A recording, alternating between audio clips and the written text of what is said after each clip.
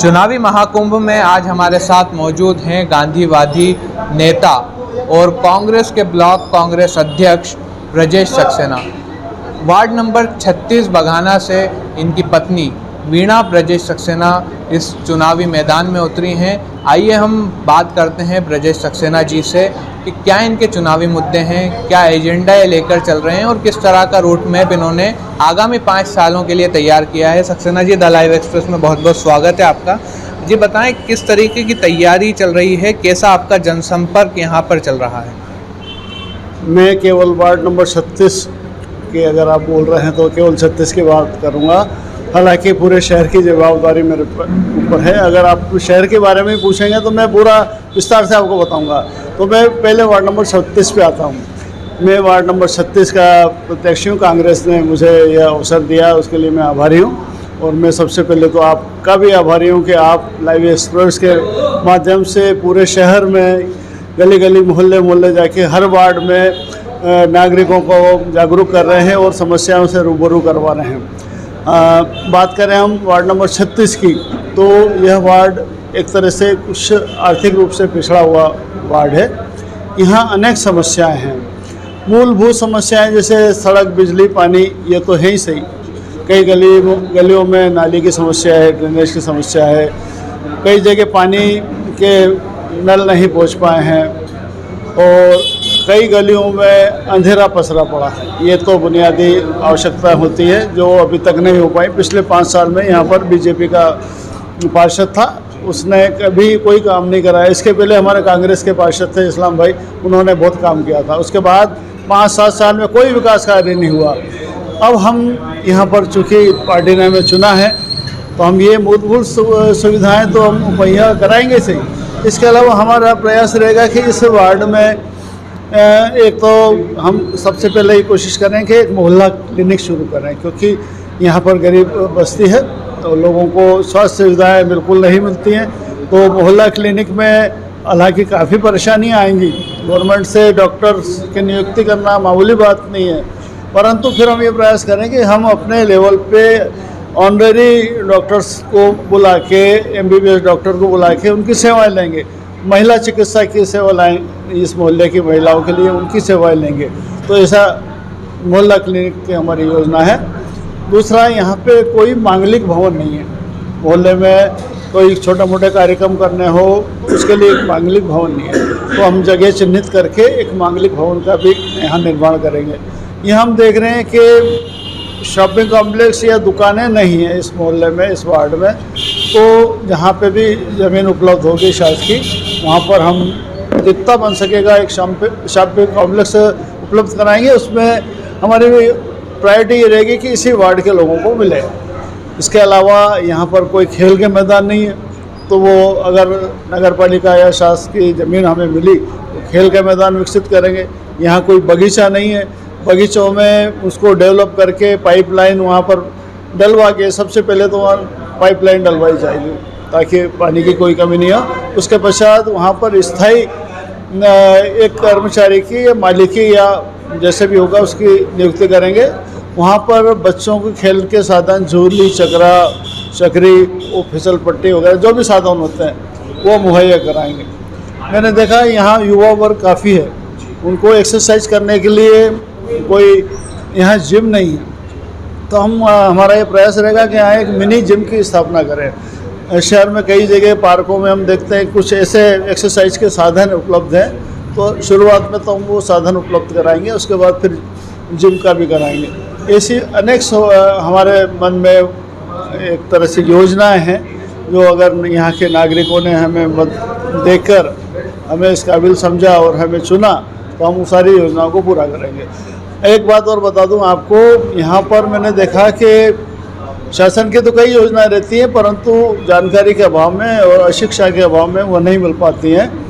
अब जैसे महिलाओं की बात करें, हर घर की महिलाएं चाहती हैं कि हम अपने पति का, परिवार की कुछ मदद करें, परंतु उनके पास कोई मदद करने का कोई साधन नहीं होता। तो महिलाओं के लिए गृह उद्योग, कुटीर उद्योग, वो हम प्रयास करेंगे कि उद्योग विभाग से या खादी ग्रामोद्योग से बहुत सारी योजनाएं रहती हैं और बैंक से लोन भी 10 लाख 20 लाख तक का कोई गारंटी नहीं रहती है, परंतु जानकारी के अभाव में या प्रयास करने के अभाव में वो नहीं मिल पाती हैं। तो हम ये कोशिश करें कि यहाँ की जो महिलाएं हैं, इस वार्ड की महिलाएं, महिला समूह स्थापित करके उनको इन योजनाओं का लाभ दिला सकें, ताकि वो अपने परिवार लोगों का उसमें मदद कर सकें। और गलियों में, मोहल्लों में कई जगह सड़कें नहीं हैं, कमर कमर तक पानी भर जाता है, ड्रेनेज व्यवस्था नहीं है, ये सारी सुविधाएं तो हम करेंगे इसे। देखा जा रहा है पिछले 5 साल में भाजपा की परिषद रही और उससे पहले भी भाजपा की परिषद रही है।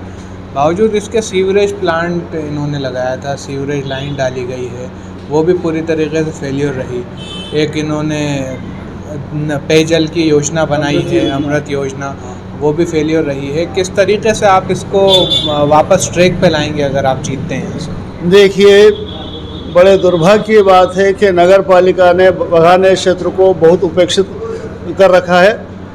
सीवरेज लाइन की बात करें तो पूरे शहर में स्टेशन रोड को छोड़ के सारे क्षेत्र में सीवरेज लाइन का डाली गई, हालांकि वो सब फेल हो चुकी है, परंतु बघाने को नहीं दिया, सीवरेज लाइन का लाभ नहीं दिया। और उसका बहाना बनाया कि ये हमारे पास फंड खत्म हो गया, 60 करोड़ से ऊपर फंड मिला था नगर पालिका को, परंतु बघाने को सीवरेज लाइन के लिए कोई फंड नहीं मिला। और ये बहाना बना दिया कि अगले चरण में हम उसको पूरा करेंगे।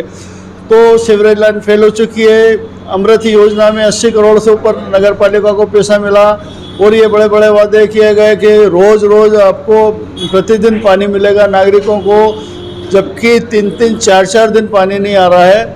हर क्या खाल डैम भरा हुआ था, उसके बावजूद पानी नहीं मिल रहा है। ये वादे करे गए थे कि 4थी मंजिल तक पानी पहुंचेगा बिना पंप के, बिना इलेक्ट्रिक मोटर के, परंतु वो भी बातें खोखली साबित हुई। तो ये सारी बातें, ये जुमलेबाजी से जनता परेशान हो चुकी है, महंगाई से परेशान हो चुकी है, इनके छलावे से परेशान हो चुकी है। तो अब आने वाले समय में जनता ये चाह रही है, परिवर्तन करना चाहती है और कांग्रेस का सबदूर माहौल है। और निश्चित ही इस बार हम कांग्रेस का बोर्ड बनाएंगे और नगर पालिका में आकर इस क्षेत्र की बघाने की जितनी समस्या है उनको दूर करेंगे।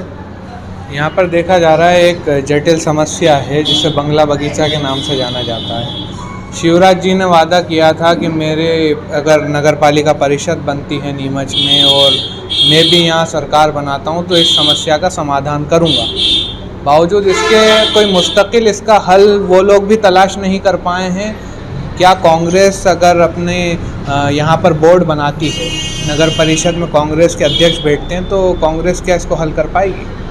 आपने बहुत अच्छा प्रश्न किया है। नीमच में एक बहुत बड़ी समस्या है बंगला बगीचा समस्या, जिसमें लगभग 30-35 हज़ार लोग नागरिक वहाँ पर निवास करते हैं, परंतु अभी तक उसका कोई सर्वमान्य हल नहीं हो पाया है। नागरिक भटकते रहते हैं, उन पे टैक्स की इतनी ज़्यादा मार पड़ती है कि वो इसका लाभ ही नहीं उठा पा रहे हैं। 1000-2000 से ऊपर आवेदन लिए थे लोगों ने, पर केवल 300-400 लोगों के ही वो निराकरण हो पाया है। और अभी फ़िलहाल 1 महीने से बंगला बगीचा समस्या के लिए निदान के लिए एक कमेटी बनी है। वो लोग काफ़ी समय से प्रयास कर रहे थे, आंदोलन भी करा उन लोगों ने। घर घर जाके बगले में करीब 11 वार्ड आते हैं नीमच में, बंगला बगीचा के क्षेत्र में 11 वार्ड आते हैं। उन 11 वार्ड के निवासियों ने आंदोलन करे, भूख हड़ताल करी, ज्ञापन दिया, परंतु उसका निराकरण नहीं हुआ।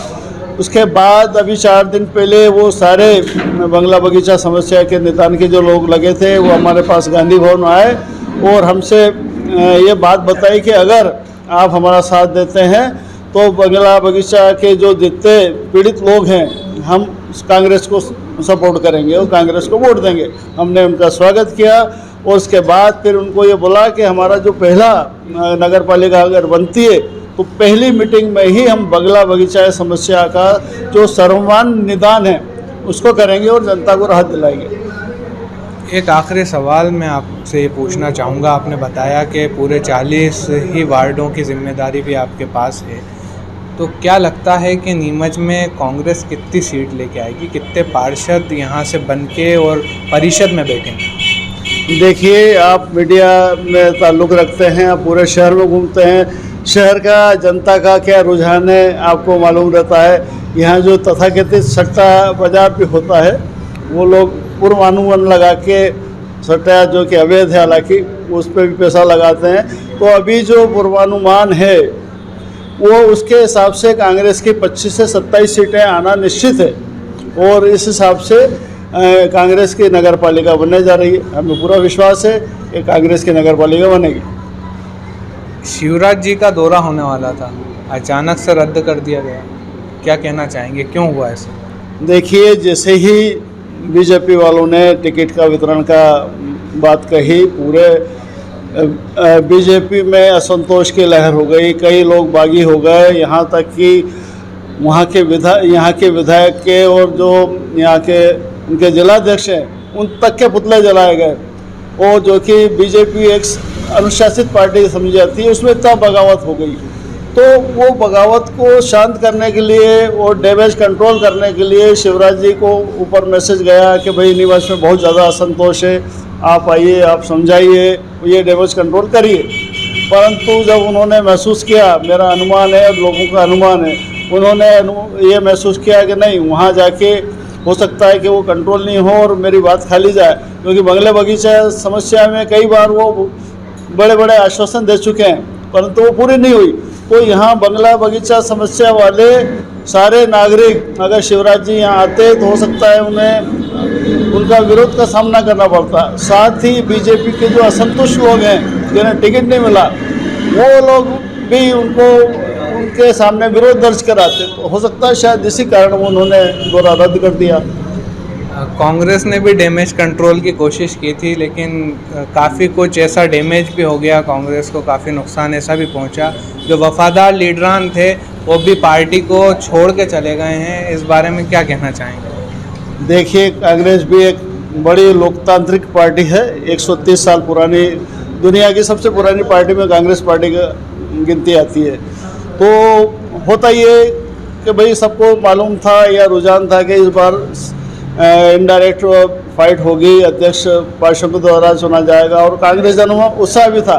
तो एक एक सीट के लिए 8-8, 10-10 लोगों ने आवेदन दिए। अब वो टिकट तो एक को ही मिलता है, बाकी असंतुष्ट होते हैं। तो उस असंतुष्ट लोगों को हमने काफ़ी मनाया भी सही, 90% लोग हमारी बात को मान गए। उन्होंने संगठन के हित में अपने फॉर्म भी वापस ले लिए। कुछ 2-3-4 लोग हैं जिन्होंने उस बात को नहीं माना, और अभी भी हमारा प्रयास है चुनाव के पहले उनको मना के, उनको समझा के, उसको जो अधिकृत प्रत्याशी है उसके समर्थन में हम उनको बिठाएंगे और उनका सम्मान भी करेंगे अगर वो ऐसा करते हैं तो। ये थे हमारे साथ गांधीवादी नेता ब्रजेश सक्सेना, जिन्होंने बेबाकी से वार्ड क्रमांक 36 जहाँ से अधिकृत प्रत्याशी बनाए गए हैं और समस्त 40 वार्डों को लेकर अपनी राय रखी है।